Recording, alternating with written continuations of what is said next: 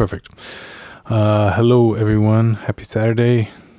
Welcome. My name is Nathan Goheen.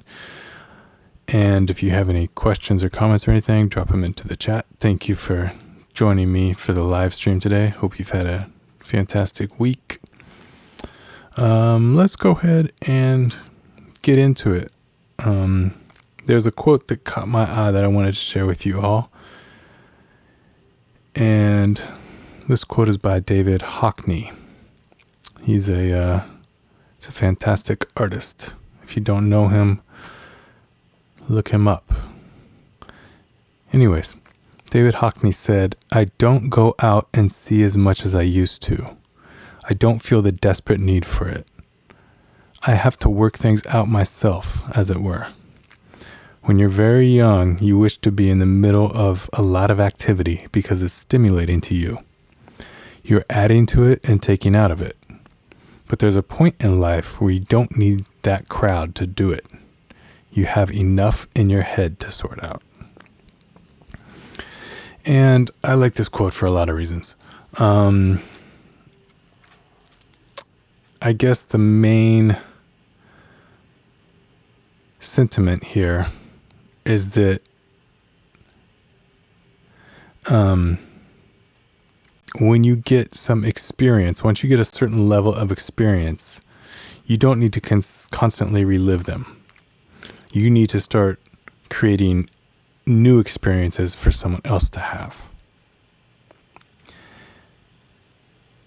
And the way that we can do this is by working on saying no. Saying no to going out. Saying no to hang out, go to the next, whatever it may be. Saying no to distractions. This is a big one for me. I'm horrible at focusing, and it's something I'm working on. But what are time wasters? What are your time wasters? I'm trying to figure out what my time wasters are, and I'm trying to work on them. But what are they? What are the bad habits that need to be replaced with good habits? It's not just enough to eliminate a bad habit. We've got to fill the void that is created.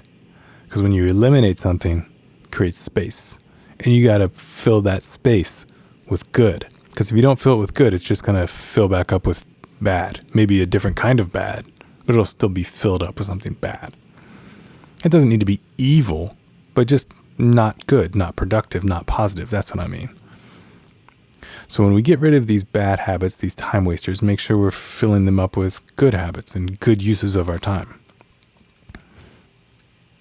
About 11 or 12 years ago, I stopped drinking alcohol.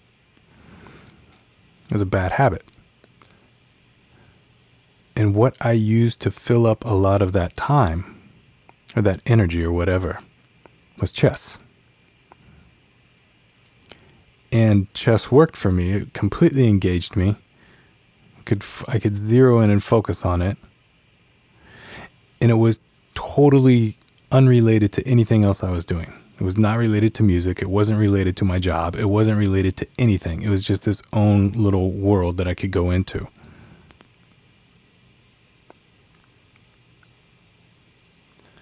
Now it's kind of ironic because I'm having to tell myself, don't play so much chess. Don't escape from the things that you need to be working on.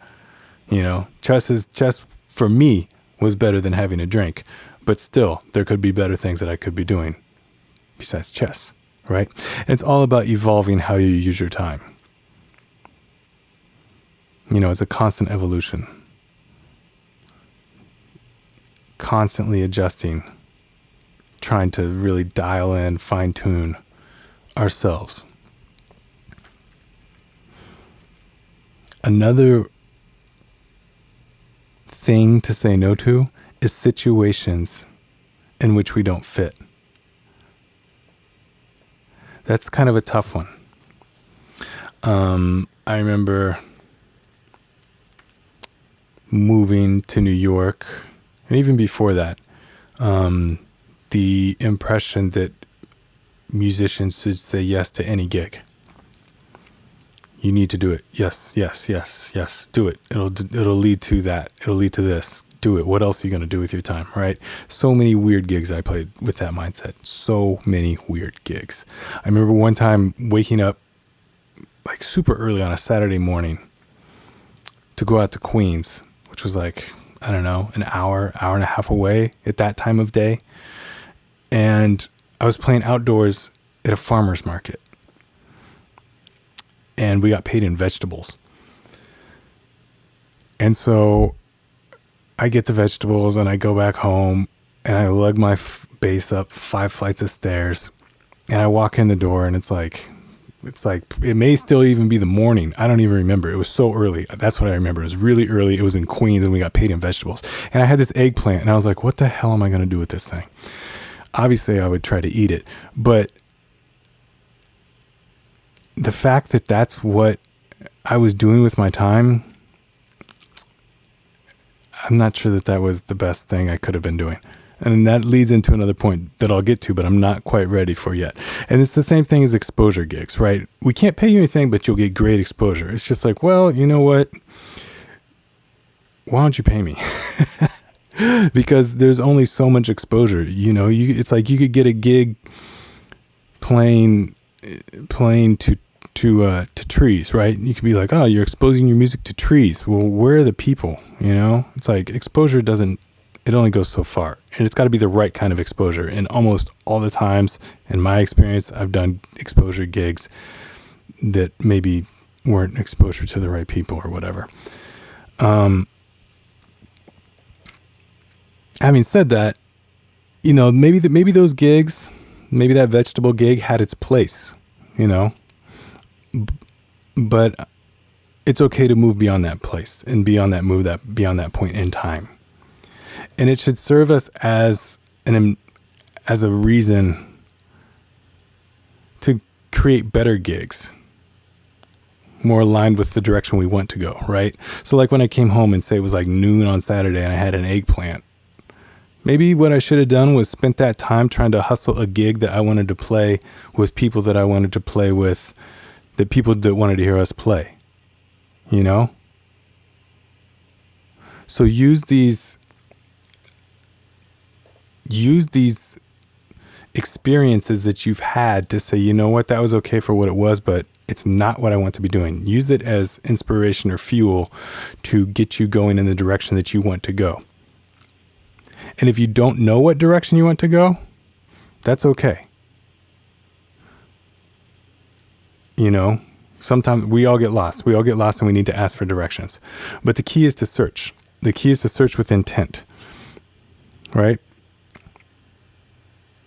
So just be intentional in your wandering, I guess is what I'm saying. And then you will start to pick up clues and be like, oh, I like that. I align with that. I want to do that. I don't like that. I don't want to align with that. I'm not going to do that.